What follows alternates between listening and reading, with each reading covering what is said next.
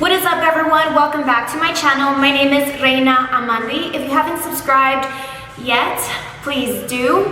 So a little life update moment. A couple of weeks ago, I became a brand new homeowner. Yay! As a single Latina woman, I feel like that is a great accomplishment and I'm very proud of myself. So now I'm gonna go ahead and take the time to answer questions that I have been receiving through my Instagram and explain to you a little bit about my personal experience. That is talking about how much money I saved, how I saved, what I needed, work history, all of that good stuff. So if you're looking to purchase a home or just are simply curious about the process, stay tuned. Okay, so about a year ago, I started a job as a regional marketing manager at a mortgage company. And prior to working there, I had been renting ever since I want to say 19. So my boss told me, why don't you purchase a house? And to me, that idea was a little bit far-fetched because I didn't really know anything about the home buying process. So I started working at this mortgage company last year in April. Like around November, we really did get serious. He sat down, he said, okay, let's look at where you are right now. So then we looked at my credit score, we looked at my pay, we looked at my debt to income ratio, and then he said, okay, so this is where we're gonna start. Start saving money, open up another account, start saving money, and then let's also work on your credit. Because my credit wasn't perfect. It wasn't bad, but it wasn't, perfect.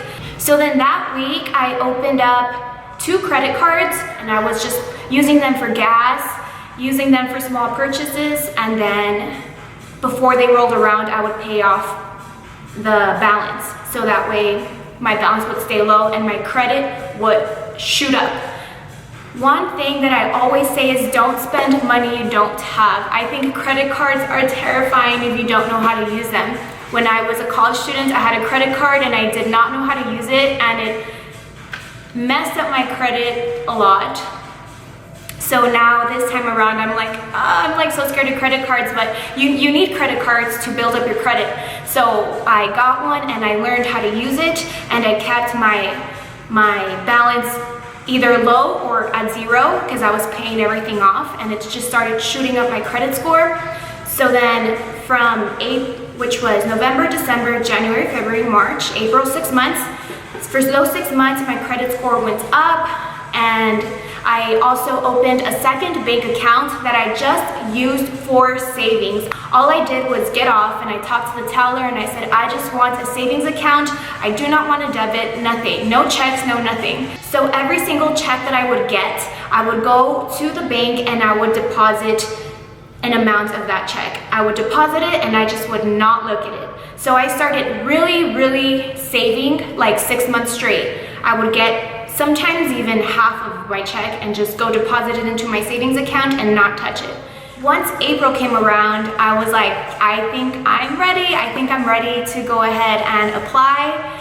So I did the application through the internet. I submitted it through the internet, and then I got an email back saying, congratulations. This is actually the email that I received, which was in April 14th. It says, a list of the things that they need from me. So most recent 2 years worth of W-2 forms, which was 2018 and 2019. Your most recent 30 days worth of paycheck stubs, tax returns for the last 2 years. Also, on top of that, they asked for my most recent bank statements. It says, we need to source where the down payment funds will come from. So we need any and all accounts that the funds will come from or pass through. Other things they also asked for was a photo ID, a copy of your social security card, divorce decree, which I've never been married, so I didn't have to submit that, and homeowner's insurance contact info. So before you close, you do need to have homeowner's insurance locked in. One big important thing that I do recommend is that you are on top of your emails when you are going through the home buying process, because sometimes they'll need a signature here, information here, more docs, this and that, and they're constantly emailing you. And if you're ignoring the emails or not replying within a reasonable amount of time, they can't help you, and most likely your closing is not going to happen the day that you want it to, because everything's, just a flow of communication. I did ask you all on Instagram any questions that you had for me about this process, but before I answer these, I want to show you a little clip of my day of closing. So today's actually a really big day. I have my walkthrough, and then a few hours later I have my closing. So let's just hope that everything looks good during the walkthrough for my house. I am here parked outside and I'm about to check it out. So I'm doing the walkthrough, and it's just like minor little things, like where they put the little stickers at of things that need either a retouch. They're missing mirrors here and things like the handles. So we documented everything here. And coffee courtesy of my realtor out there. The date on top that is this May, just put the 29th. If it's not there, if it's there, just forget it, and then put your signature on the bottom part. Okay, well, I congratulate Reina, because she just purchased a brand beautiful new home, and now she is a brand new homeowner. So it was an extremely exciting, happy day for me. I felt like the day went by so fast and a lot happened, but we're out here. I did ask you all to ask me some questions via my Instagram. I'll go ahead and pin my Instagram down here so you can follow me on that. And these were some of the questions you guys asked. Okay, why did you choose to build instead of buy? This house is brand new, it was built. I am the very first person to live here, and this is a little story of how that happened. I had a house in mind as far as the amount of bedrooms, the amount of restrooms, the layouts. I had it in mind, and I was open to buying a resale, which is a house that has already been owned. But as my realtor and I kept looking around, we stumbled upon this house that was just being built. And what happened with this house is that somebody had already bought it. I'm not sure who it was. I don't know if it was a single person or a family. I just know that somebody had already bought it. So they chose the color of the tile, they chose the color of the wall, they chose the color of the garage door and all of that good stuff. But due to whatever circumstances in their process of this house being built, they pulled back. I don't know why. I didn't ask. It's none of my business, and I'm pretty sure they can't disclose that information to me. I just know that they pulled out of the contract. So this house, either way, was already kind of halfway. So of course they kept building it. So my realtor and I stumbled upon this house, and they told me, you know what, it'll be ready around June. So they said, are you interested? It's a 3-bedroom, 2-bath, everything that you do want. And I came and I saw a model home, because obviously this one wasn't done being built yet. So we walked into a model home and I was like, oh my God, yeah, like I can work with this. It's not that I wanted a new build, but it just worked out that way, because this is literally what I had in mind. So the universe just put it in front of me for me. Okay, how long did it take to choose a house? So my realtor and I want to say we were looking for a house for about 3 weeks, and I would see one on the internet and I'd be like, oh my God, and I would text them and I'd be like, check this one out. So then we'd meet up and then we'd go look at the house, and the picture and the house, I was like, oh my God, they do not look the same at all. Some of these pictures can be deceiving. So I did get catfished a couple of times with the houses and the way that they actually looked, and I just didn't settle. I'm like, no, I mean, I could work with it, but no, this is not what I want. This is not what I want. This is not what I want. This is not what I want. Until finally, like I said, everything happened the way that I wanted it to. So it did teach me patience and to not settle for something that you don't love. What was the hardest part about buying a house? For me personally, it was the fact that I had more than one job in the past 2 years and that I had lived in more than one place in the past 2 years. They do need signatures, VOEs. The VOE is like a signature from your previous employer stating that you did work there for that amount of time, how much you were paid, and all that good stuff. So because I had moved around from jobs and houses, I needed to submit proof of everything. They contacted my previous employer, asked for signatures, so I feel like that made my process just a little bit harder. How much employment history do you need, especially if you're self-employed? So for me, they needed 2 years of previous employment history. For self-employed people, I believe that they look at your bank statement to see if you have the amount needed to put as a down payment. They do work with people that are self-employed and their process is different. This other one says more or less how much of a down payment is needed when buying a home.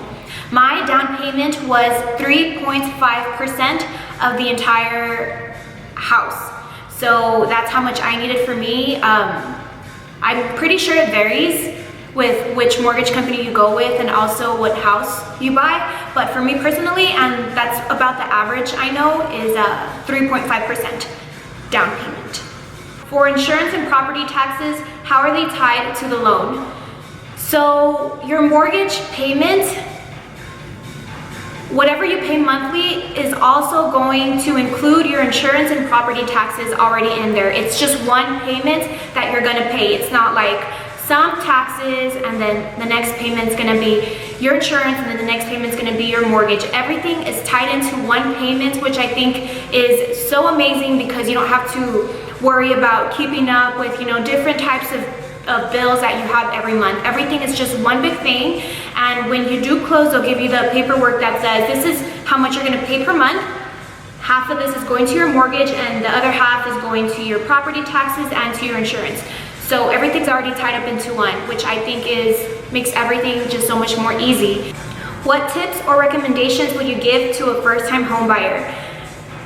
As you all know, I am a first-time homebuyer myself. There is a first-time homebuyer program available for people who are first-time homebuyers, which require no down payment at all. It's a down payment assistance if you're a first-time homebuyer.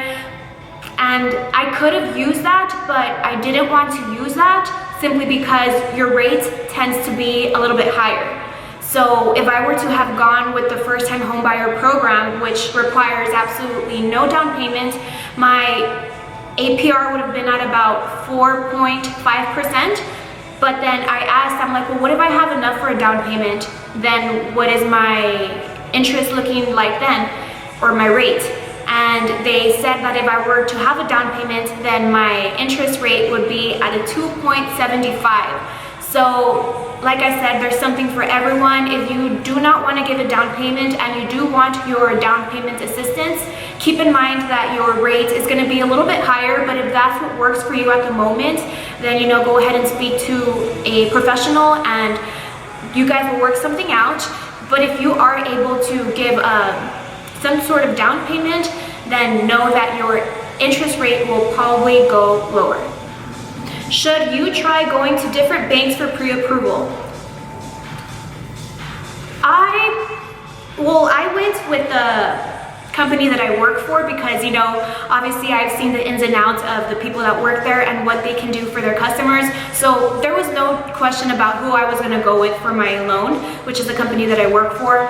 But if you are a first-time home buyer and you're not really sure, don't be afraid to look around if that's what you feel most comfortable with and kind of see what different people can do for you. But keep in mind that when you're doing this, they might want to pull your credit, and every time anybody pulls your credit, it's going to affect your credit. So it's going to bring your credit lower and lower. Is it true that you shouldn't spend your entire approval amount of money? You should spend less. I would say this is true.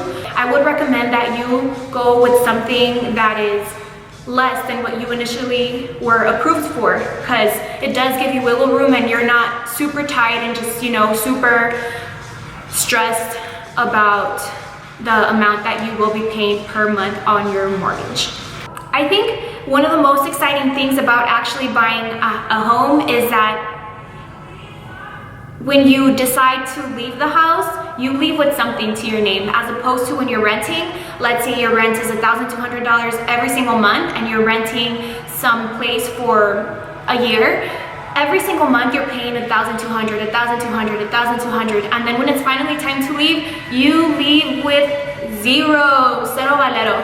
But when you have a home, let's say you're paying $1,200, $1,200, $1,200, and when you leave, you have a house. So you have the opportunity to either sell the house or rent the house. So you leave with something to your name, which I am just super excited about, because finally I don't feel like I'm gonna be just throwing my money away. I'm gonna leave with something. I hope that I answered all of them. If you do have any other questions, feel free to write them down in the comments and I'll go ahead and respond. So I do want to upload a video of my home interior when everything is already done. So if you want to see the way that I decorate my house, for some ideas for some home decoration inspo, go ahead and follow me, and that video will be up hopefully sooner than later once everything is good to go. Cheers to being a single Latina woman purchasing a home. I'll see you guys on my next video.